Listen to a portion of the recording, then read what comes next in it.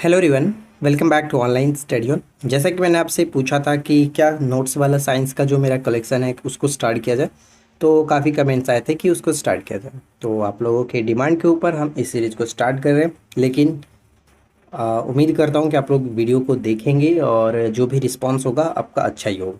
ठीक है, देखिए फ्रेंड्स, जब तक आपका रिस्पॉन्स अच्छा नहीं आता फिर वीडियो बनाने में अच्छा नहीं लगता, इसलिए वीडियो को आप रिस्पॉन्स अच्छा से दीजिएगा और अपने फ्रेंड के साथ भी शेयर करिएगा। हमारी तरफ से पूरी कोशिश रहेगी आपको अच्छे अच्छे क्वेश्चंस प्रोवाइड कराया जाए। तो ज़्यादा समय ना लेते हुए चलिए वीडियो को शुरू करते हैं। तो आगे बढ़ने से पहले मैं आपको छोटा सा इन्फॉर्मेशन देना चाहता हूँ। हमारे जो एप्लीकेशंस पे कोर्सेज हैं उसकी कीमत काफ़ी कम है, अभी ऑफर चल रहा है, जो कि सिर्फ और सिर्फ आपको 199 में हमारी कोर्स मिल जाएगी। जिस कोर्स को आप ज्वाइन करना चाहते हैं उसकी अकॉर्डिंग प्राइस रखी गई है, 199 से स्टार्ट है। बिहार से का कोर्स आपको 199 मिल जाएगा। कोर्स को ज्वाइन करना है तो आप इस वीडियो के डिस्क्रिप्शन में एप्लीकेशंस का लिंक दिया गया है, उसको डाउनलोड करिए, लॉगिन करिए और स्टोर सेक्शन में जाकर के आप अपने पसंद के अपने अकॉर्डिंग कोर्स को ज्वाइन कर सकते हैं। तो चलिए शुरू करते हैं। तो देखिए फ्रेंड्स, यहाँ पे जो साइंस के क्वेश्चन है आपके आने वाले सभी एग्जाम्स के लिए इंपॉर्टेंट रहेगा। तो आप इस वीडियो को अच्छे तरीके से इत्मीनान से देखिए और अपने फ्रेंड के साथ भी ज़रूर शेयर कर दीजिएगा। तो सबसे पहला प्रश्न ये है कि किस प्रजाति में सबसे जटिल रक्तवाही कशेरुकी प्रणाली हो सकती है। तो घड़ियाल संबंधी जो प्रजाति होती है इनमें सबसे जटिल रक्तवाही कशेरुकी प्रणाली पाई जाती है। मगरमच्छ में जो कक्षीय की बात करें तो कक्षीय जो हृदय होता है 4 कक्षीय होता है। गिरगिट तथा छिपकलियों में हृदय 3 कक्षीय होता है। ठीक है, मेढक में भी 3 कक्षीय होता है, ये याद रखिएगा। और मनुष्य में 4 कक्षीय हृदय होता है।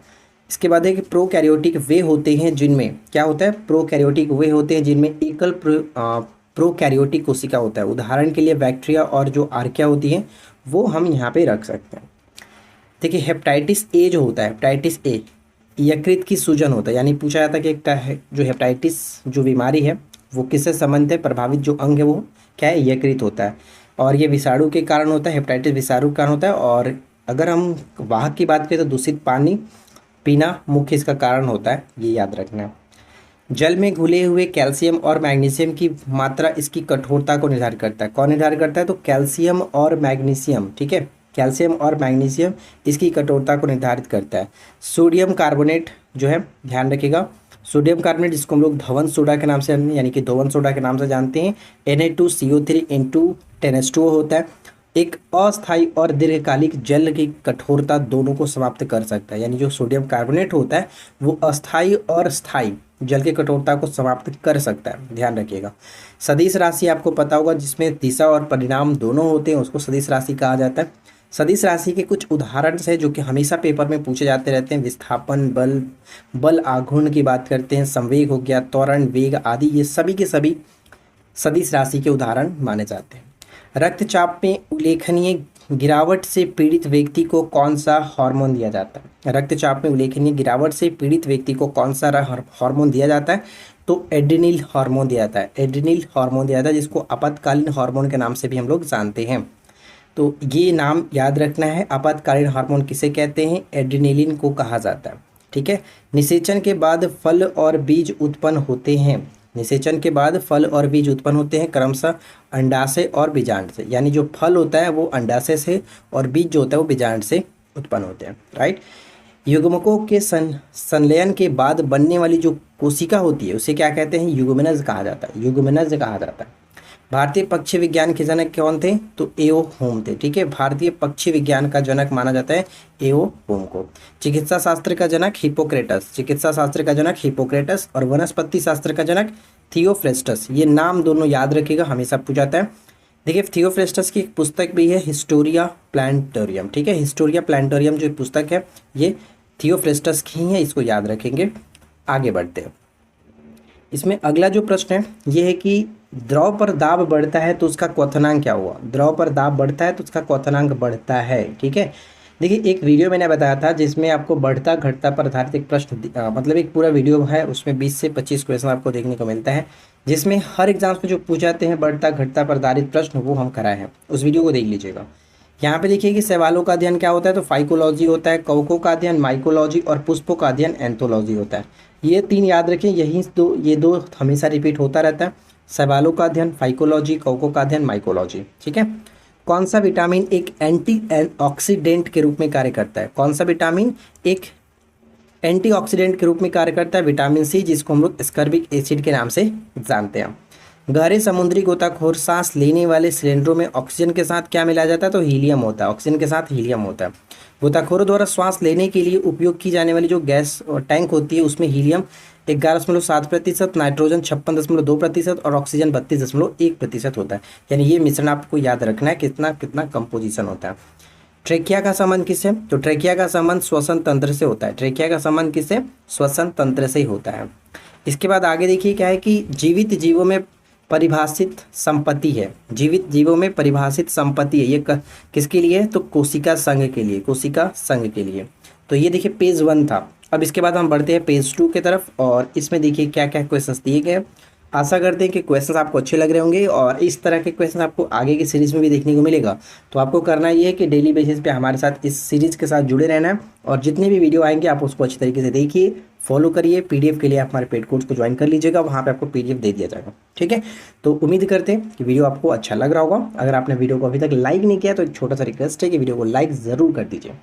अब यहाँ पे देखिए क्या है कि पुष्पी पादपों को रखा जाता है। पुष्पी पादपों को किस में रखा जाता है? तो फेनरोगेम्स में रखा जाता है। अपुष्पी पादपों को क्रिप्टोगेम्स में रखा जाता है। जिन पौधों पर बीज बनते हैं परंतु पुष्प नहीं लगते, उसे अनावृत बीजी कहा जाता है।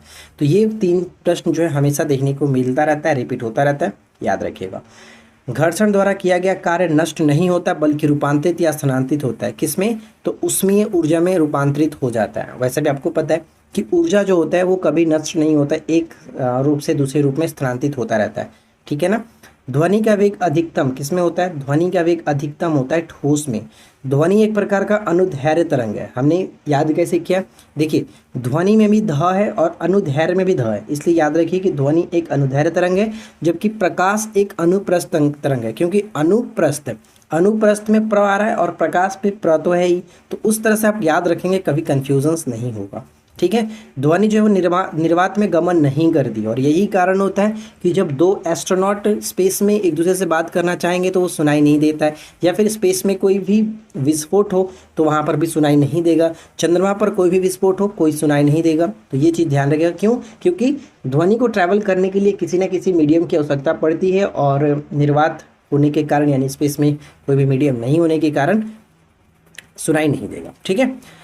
ताप बढ़ने से बढ़ता है, यानी ध्वनि का जो वेग है वो ताप बढ़ने से बढ़ता है, दाब का कोई प्रभाव नहीं पड़ता है। ये 2 प्रश्न मोस्ट इंपॉर्टेंट रहने वाला है यहाँ पे, इसको अच्छे से याद रखिएगा कि ध्वनि पर क्या प्रभाव पड़ेगा जब ताप बढ़ाया जाता है। तो ताप बढ़ाएंगे तो ध्वनि का वेग बढ़ता है, दाब को बढ़ाए या घटाए उससे कोई फर्क नहीं पड़ता है। ठीक है।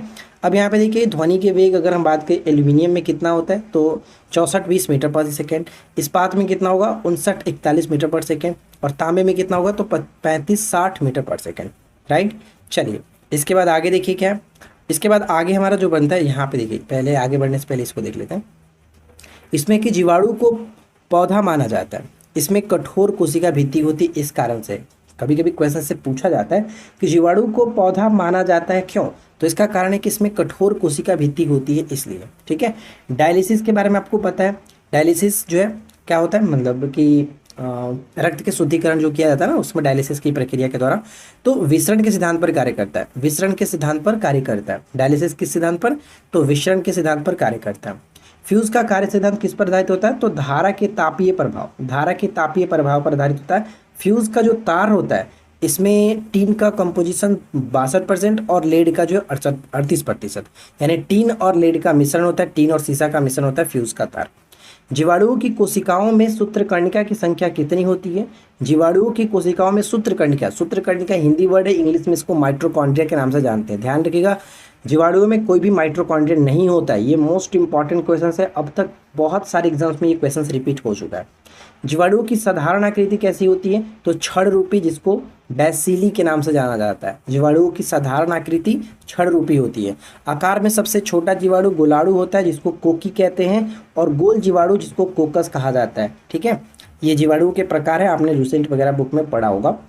इसमें देखिए जीवाणुओं में वास्तविक केंद्रक क्या होता है? अनुपस्थित होता है। जीवाणुओं में वास्तविक जो केंद्रक होता है अनुपस्थित होता है। जीवाणुओं में पाए जाने वाला प्रकाश संश्लेषी आशय क्या होता है? तो वर्ण की लवक होता है, वर्ण की लवक होता है।